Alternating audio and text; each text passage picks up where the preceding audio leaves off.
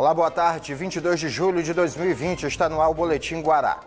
A gente começa o Boletim Guará de hoje falando sobre mais uma ação criminosa contra o transporte público. Dessa vez, lá na cidade de Imperatriz. Na noite de ontem, criminosos atearam fogo em um ônibus na cidade da região tocantina. 5 pessoas encapuzadas e armadas expulsaram os passageiros do ônibus da empresa Ratrans, que faz linha nos bairros Centro e Bom Jesus, para em seguida colocarem fogo no veículo. Moradores da região acionaram o Corpo de Bombeiros, que encaminhou uma equipe até o local com um caminhão-tanque. Quando chegaram, o fogo já havia consumido todo o veículo.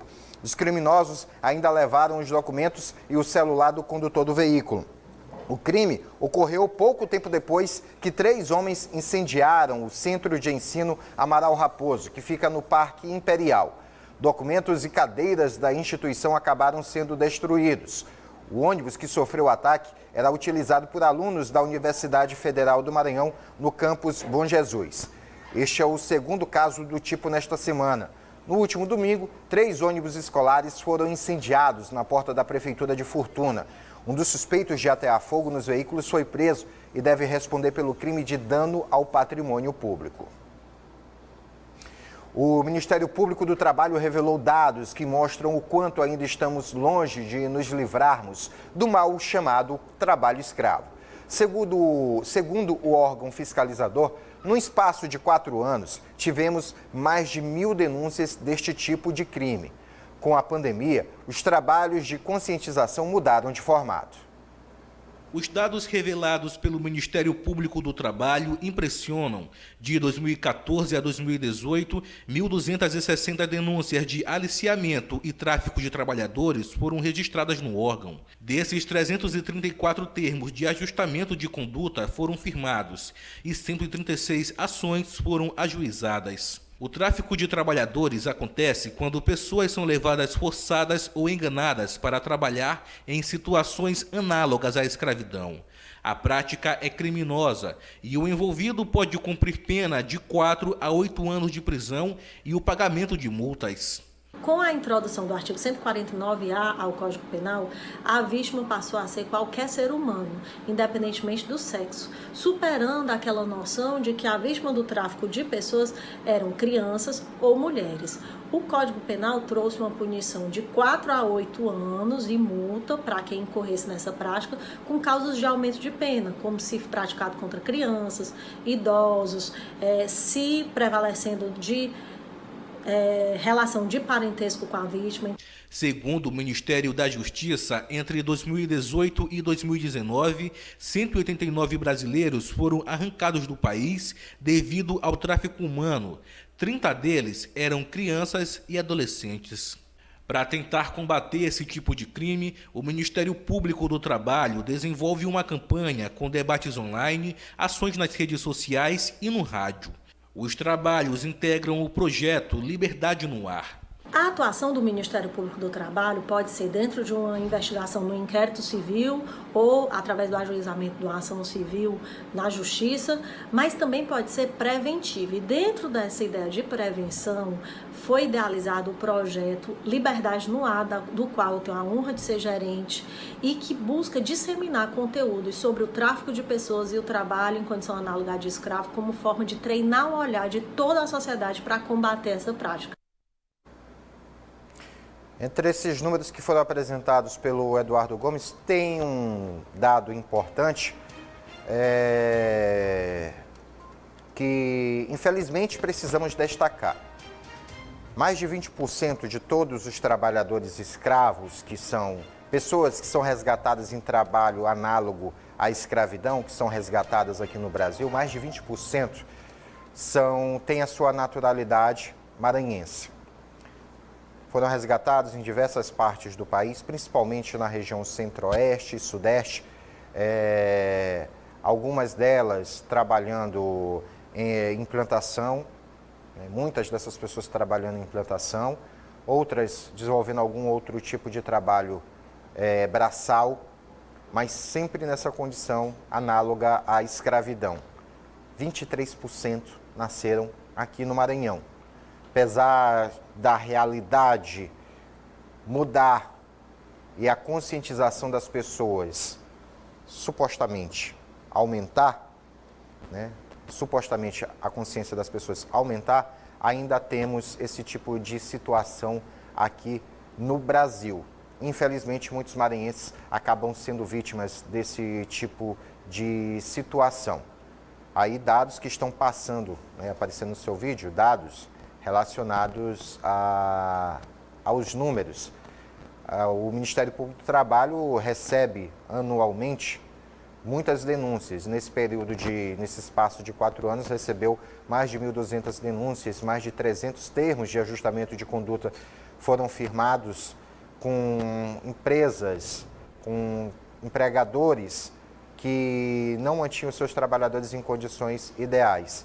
E mais de 130 ações foram ajuizadas, de forma que o que acontece aqui dentro do país ainda é uma situação alarmante, é de entristecer o cidadão brasileiro quando a gente descobre que situações como essa, que lemos muito nos livros de história, conhecemos estas situações de séculos passados, mas ainda vivenciamos elas de forma muito forte aqui dentro do país, em pleno século XXI, na segunda década do século, que já está findando. É o último ano da década do século XXI.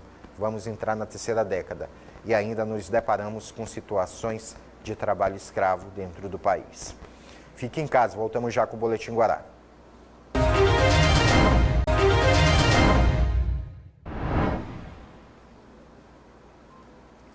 De volta ao Boletim Guará. Agora, aquela pausa para aquela dica de todos os dias. A gente sabe que neste momento difícil, toda ajuda é bem-vinda. Por isso, a Equatorial Maranhão traz de volta a promoção Energia em Dia. É uma promoção pensada para realmente ajudar as pessoas. São sorteios todo mês de 1 ano de supermercado de R$500. Isso mesmo, 1 ano de supermercado de R$500 por mês. É uma boa notícia, né? E tem também 2 sorteios mensais de 1 ano de bônus de R$250 para pagar sua conta de energia. E ainda, prêmio extra. 15 casas serão contempladas com 12 mil para a troca de eletrodomésticos e reformas. E no final da promoção, tem sorteio de um carro 0 km. Vou te falar, hein? São prêmios que vêm na hora certa, justo quando todo mundo está precisando. Para participar, basta estar em dia com a Equatorial. Não fique de fora. Faça o cadastro em energiaemdia.equatorialenergia.com.br. Mais do que nunca, neste momento, conte com a energia da Equatorial Maranhão. Um acordo de cooperação firmado entre o Comando da Aeronáutica e a Agência Espacial Brasileira deu início às tratativas com empresas nacionais e estrangeiras interessadas em utilizar os bens e serviços para o lançamento de veículos espaciais não militares no Centro Espacial de Alcântara. O edital tem o objetivo de identificar as empresas que tenham interesse em realizar operações de lançamentos pelo Centro Espacial de Alcântara e informar sobre o processo contratual, incluindo os processos de licenciamento e autorização para lançamento espacial. O Centro Espacial de Alcântara possui características únicas e privilegiadas, como a localização no globo terrestre, proximidade do mar, que possibilita lançamentos em órbitas polares e equatoriais, baixa densidade demográfica, área livre de terremotos e furacões e baixa densidade de tráfego aéreo. Nestes tempos difíceis, qualquer oportunidade de emprego que aparece deve ser vista com bons olhos. E quando ela vem acompanhada pela responsabilidade social, o público-alvo deve estar mais atento ainda. A oportunidade mais recente é da Ambev. A empresa anunciou a 2ª edição do Representa, programa de estágio focado em atrair e desenvolver universitários negros. Com inscrições até o dia 14 de agosto, são mais de 80 vagas espalhadas pelas operações da companhia na área de vendas, nas cervejarias e no Centro de Serviços Compartilhados. As vagas são para o Maranhão e outros estados. O processo de seleção do Representa é focado nas histórias de vida dos candidatos e, por isso, não exige conhecimento técnico prévio para nenhuma das áreas e nem experiência profissional anterior. Conhecimento e fluência em língua inglesa também não são exigidos. e todos os cursos de bacharelado e licenciatura são aceitos.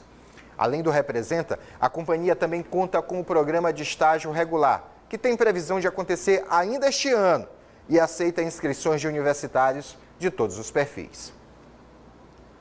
Nós vamos ao intervalo comercial, não saia de casa, porque voltamos já com o Boletim Guará.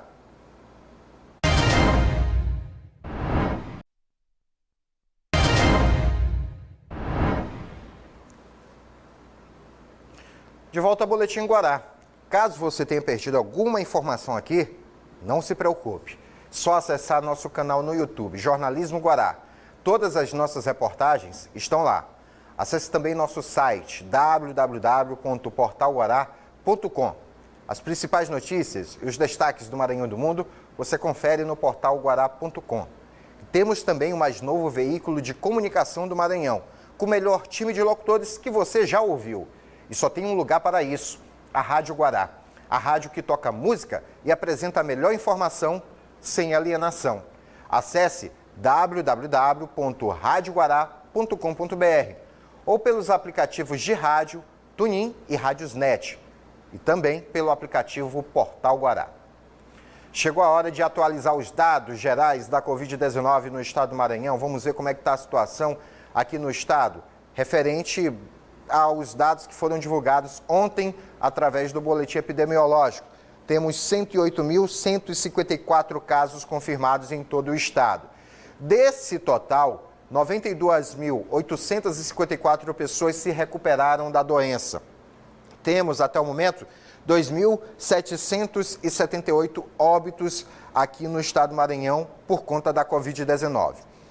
12.522 casos seguem ativos. Mas é importante destacar, e eu faço questão de frisar bem, muitos desses casos, muitos desses mais de 2.500 casos ativos, as pessoas estão isoladas em casa.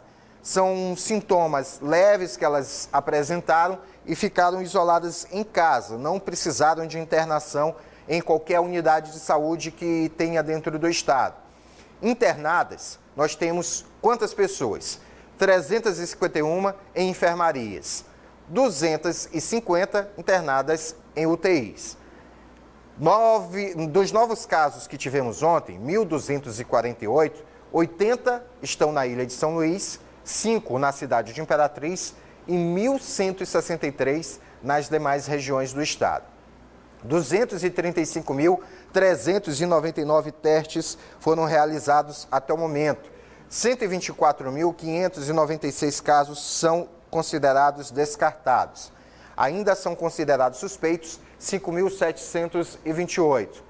Falando agora sobre os leitos exclusivos para a Covid-19, temos 152 leitos de UTI na Ilha de São Luís, 91 estão ocupados. A taxa de ocupação é de 59,87%. Leitos clínicos existentes são 382. 93 estão ocupados, a taxa de ocupação 24,35%. Lá na cidade de Imperatriz, os leitos exclusivos de Covid-19 são 54 de UTI, 32 estão ocupados, a taxa de ocupação 59,26%. Já os leitos clínicos, que totalizam 81, 53 estão ocupados, taxa de ocupação de 65,47%. Nas demais regiões, temos 219 leitos de UTI, 91 estão ocupados, a taxa de ocupação de 41,55%. Já leitos clínicos são 618 total, ocupados 149, taxa de ocupação 24,11%. Por último, vamos ver como é que está a situação dos municípios aqui no estado do Maranhão. São Luís é o que mais tem casos, 15.174, seguido de Imperatriz com 4.555, Santa Inês 3.838, Açailândia 2.788, Bacabal 2.786, Zedoca tem 2.661, Chapadinha 2.431, Caxias 2.448, Barra do Corda 2.275, Timon fecha essa lista bem aí dos 10 primeiros com 1.938. De 11º em diante temos quem? Santa Luzia, Codó, Buriticupu, Grajaú, Pinheiro, Coelho Neto, Pedreiras, Vitorino Freire, Santa Helena e Lago da Pedra, fechando a lista dos 20 municípios com mais casos.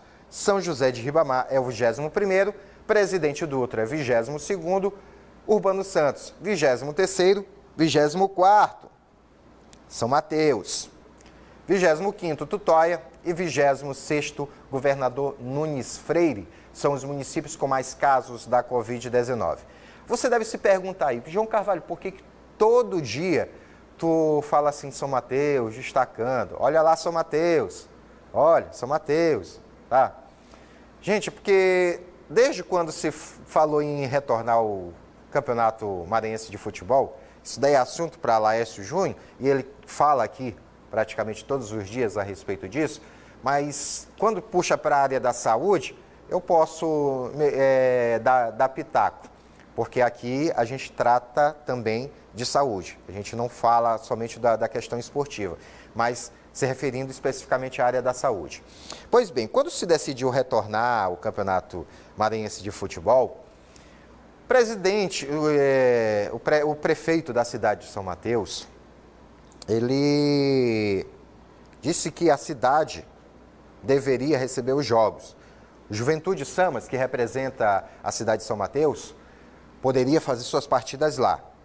A proposta do governo do estado, a proposta de metade dos clubes que disputam a Série A do futebol maranhense, era de que os jogos restantes do campeonato fossem disputados em sede única, aqui em São Luís. Por quê? Porque aqui, apesar de ser a cidade com maior número de casos, a possibilidade de tratamento de qualquer pessoa que venha a ser acometida pela Covid-19 é maior. Temos, agora, pelos números você percebe, a quantidade de leitos disponíveis aumentou. A taxa de ocupação de leitos, seja de UTI, seja clínico, aqui na ilha de São Luís, não chega a 60%.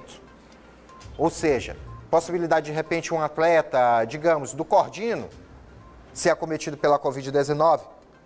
Se fosse o caso de ser internado, tem disponibilidade aqui. Mas o prefeito da cidade de São Mateus brigou para que os jogos do Juventude Samas aconteçam lá na cidade de São Mateus. Ganhou a briga, primeiro porque a própria Federação Maranhense de Futebol foi apática. Decidiu ficar em cima do muro. Estava 4-4. 4 clubes defendiam sede única. 4 clubes queriam os jogos nas sedes dos próprios clubes. Só que o prefeito, a federação, ficou em cima do muro. Resultado, jogos nas sedes dos clubes. E aí, João Carvalho, o que isso tem a ver com o que tu sempre está destacando? É porque depois que o Juventude Samas se apresentou, o elenco praticamente todo deu positivo para a Covid-19. Quase todo o elenco deu positivo para a Covid-19. E agora, eles estão querendo lá adiar o jogo do Juventude Samas com o MAC, que é para ser lá em São Mateus. Estão querendo o adiamento do jogo, porque o elenco está com Covid-19. Nada contra os atletas. Eu quero que os atletas se recuperem dessa doença. Ninguém merece ser acometido por isso. Ninguém. Mas eu acho que eles precisavam, a diretoria do clube, o prefeito da cidade, deveriam ter tido um pouco mais de atenção com a realidade da doença aqui no estado. E é com isso que a gente encerra o Boletim Guará de hoje. Prefiro não me estender muito no assunto, porque o restante é a área do esporte. Eu não vou entrar no campo de Laércio Júnior. Deixa ele tentar dialogar com o Miltinho, né? Até mesmo para falar algumas coisas para Miltinho, né? O prefeito lá da cidade. Olha, melhora aí o entendimento da situação. Repensa as coisas. Quem sabe, né? Pode ser que de repente a gente consiga trazê-lo no estúdio para poder explicar a situação. Por enquanto, desse jeito, não dá, prefeito, não dá. Vai ter que encarar essa situação aí sozinho. O Boletim Guará de hoje fica por aqui. Mais notícias você acompanha ao longo da nossa programação e no Jornal da Guará logo mais à noite. Eu volto amanhã na TV Guará, logo após o Esporte Guará. Mais cedo, eu estou lá na Rádio Guará, programa Café com Beiju, 6 horas da manhã. Espero você. Vem aí, Danilo Quixabe, Fazemos Qualquer Negócio. Boa tarde, paz bem a todos.